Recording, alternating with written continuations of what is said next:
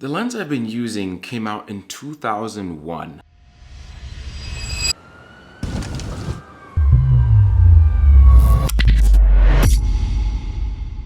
What's going on, guys? Chris here. Welcome back to another video. In today's video I wanted to talk about the lens I'm using, the lens I use for almost all my videos, and that's the Canon 16-35 f2.8L Series 1. Now Canon has come out with the Series 1, 2, 3, and f4 edition, as well as now the RF system. So there have been generations of updates to this lens, but I'm using the first one that came out over 10 years ago. Now, why did I get it? To be honest, I bought it secondhand and I didn't even realize that it was the Mark 1. I thought it was the Mark 2 because I owned the Mark 2 before, and then I found out, oh shit, this is the Mark 1. But that was completely my fault. So I kind of panicked, but when I put it on my camera, I started using it and it felt pretty good, and the image quality seems to be perfectly fine for a lens that came out so long ago. Now let me talk about my experience with it and kind of the things I like and I don't like, and maybe give you some insight on whether you should purchase a lens this old from Canon.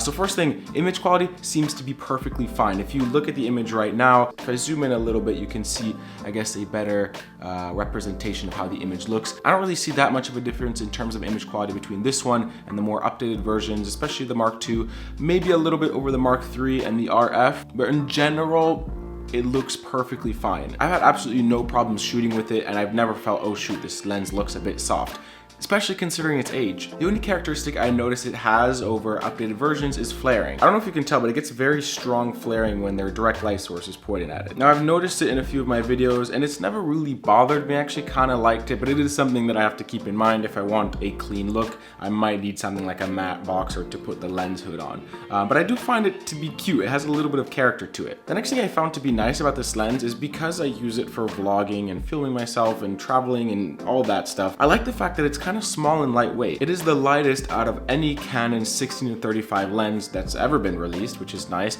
but not only that, it is quite a bit smaller. The filter thread on this lens is 77mm, which is actually the same filter thread for most of my other lenses, so it is convenient to have the same one across the board. This also means I get way less vignetting with ND filters, because now I use my 82mm filter thread on the 77 with a step down ring, and you get less of the corners. Now secondhand, this lens really stuck out to me because it was either this one or the 16-35 f4. Now I really like shooting f2.8 as much as I can because I like shallow depth of field. Although it doesn't make that much of a difference in full frame, especially with wide angle lenses like this, I feel like the community has really enforced that 2.8 aperture is ideal.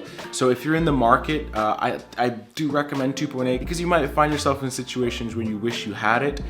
Like I said, with most updated cameras like the Canon R5, you can shoot in almost any condition, it will look great, but I just like the fact that it's 2.8 over the f4. But that does mean it's not stabilized. Now in terms of build quality, it feels pretty rugged, it feels really strong, and actually it feels very dense. I remember I had the 16-35 f2.8 Mark II, and that one felt a bit more plasticky. I don't know why. This one, maybe because this is more compact, it's a lot smaller and shorter, it feels very dense, but I do like how this feels. Now in terms of photo quality, again, no issues here. The image seems to be very, very sharp. Now, would I recommend this? If you're out looking for a lens, I probably wouldn't recommend searching for this lens in particular because there definitely is better glass. I think with the Mark III as well as the RF edition of the 16-35, which there's the 15-35, there definitely are some slight improvement in terms of the overall sharpness and maybe a little bit with the chromatic aberration. But in general, if you see this lens, maybe you have an entry-level Canon camera and you want to start vlogging with the 16-35 system, this is a really cheap way to get into the 16-35 f2.8 range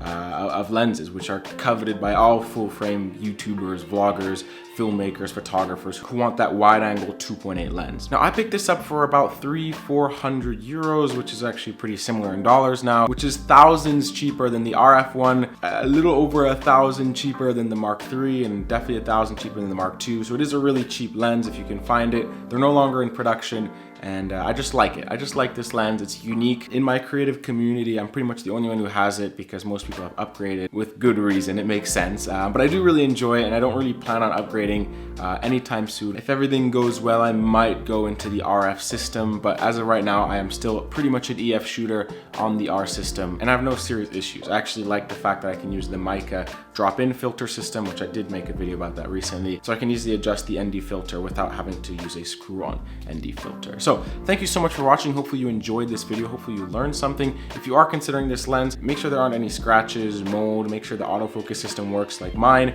and you'll have yourself a great lens. So thank you so much for watching. See you guys in the next video. Peace.